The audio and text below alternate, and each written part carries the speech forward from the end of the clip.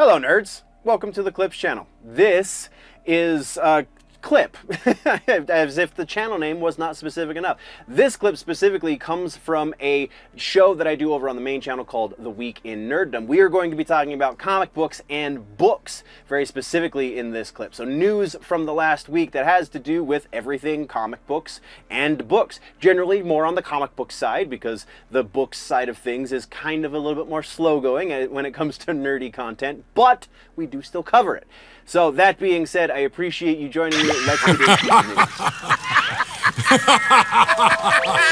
news. Okay, so kicking things off in comic books and books, we have Street Sharks. The 90s animated TV show is returning after 20 years. We have Mattel and IDW Publishing coming together with a 5-issue series written by Stephanie Williams. Williams wrote Nubia and the Amazons, and then art by Ariel Medel, who previously worked on TMNT versus Street Fighter. The show originally debuted in '94. This is the first new release for it in over 20 years. And yeah, it's just going to be a huge thing. Celebrating 30 years of the animated series, Street Sharks has become a cult favorite, and fans have been chomping at the bit to see more of the crime-fighting brothers Ripster, Jab, Streaks, and Big Slamoo. Said Ryan Ferguson, global head of publishing at Mattel. We are thrilled to continue the legacy of the franchise and dive deeper into the waters with IDW to extend the world of Street Sharks through new comic books.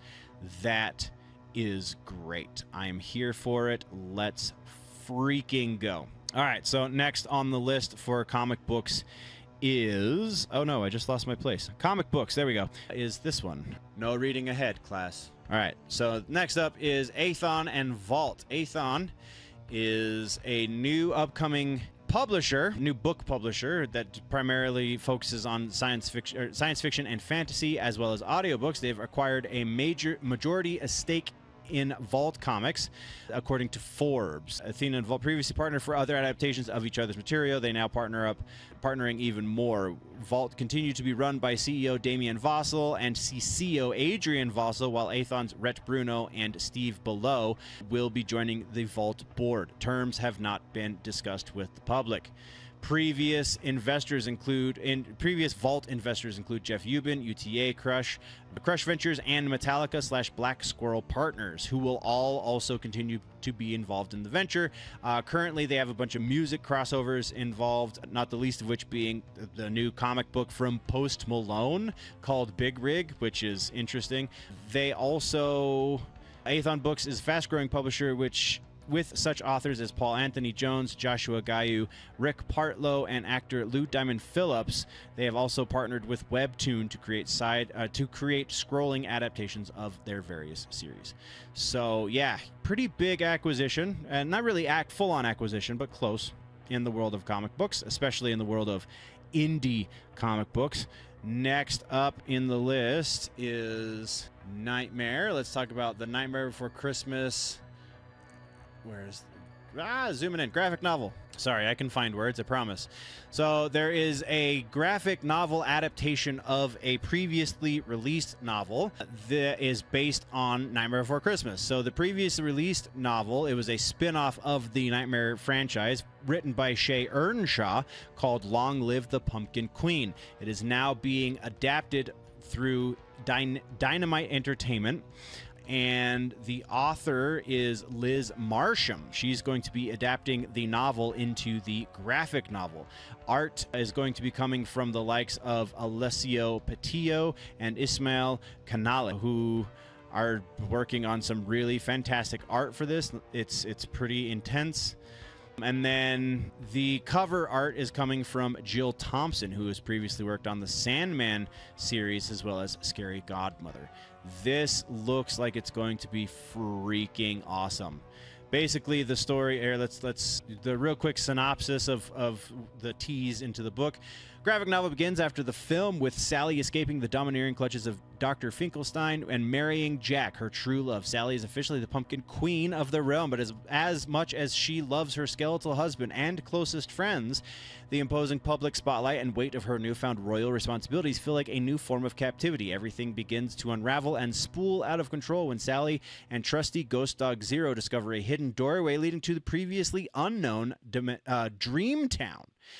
As worlds collide, the resulting cascade of calamities risk jeopardizing her new position as the Pumpkin Queen and the very foundations of her world. To save her beloved home and find her place and comfort within it, Sally will have to summon all of the strength within her seams, with Zero to help, or else the future could become a nightmare without Halloween. That's pretty awesome. Like, the art for this looks really great. I'm super excited for this.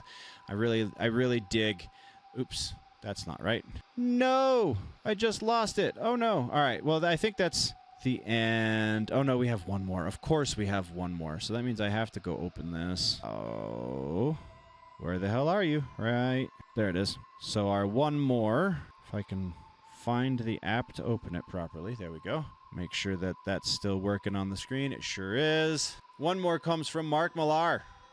We have Millar. Is not a Millar World book. This is, in fact, a bit of a side project. So the team that brought us the Kick-Ass books, Mark Millar and John Romita Jr., have announced that they are going to be reteaming on a book called Psychic Sam, a violent Minority Report-esque action series about a vigilante who hears a voice telling him the names and addresses of future murderers.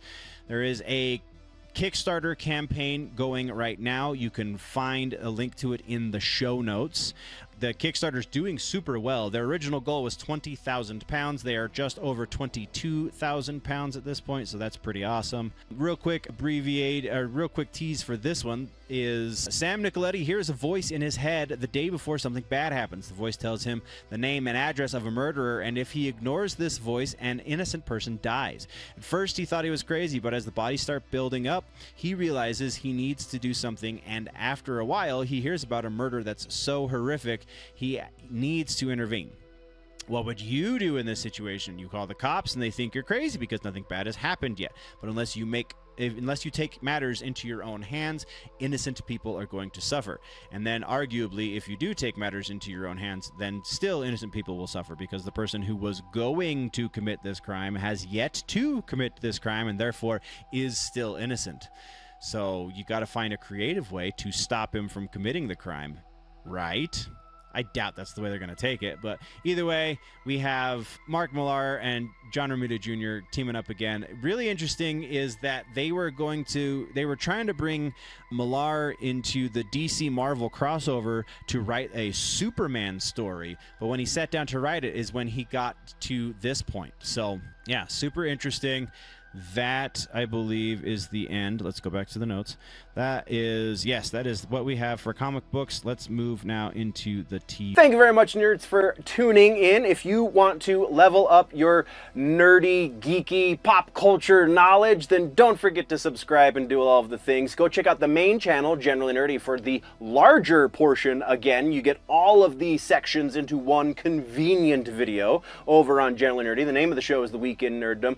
Thank you for checking out this clip. We will see you next time. Before we go, though, always remember that if it's generally nerdy, it's probably here.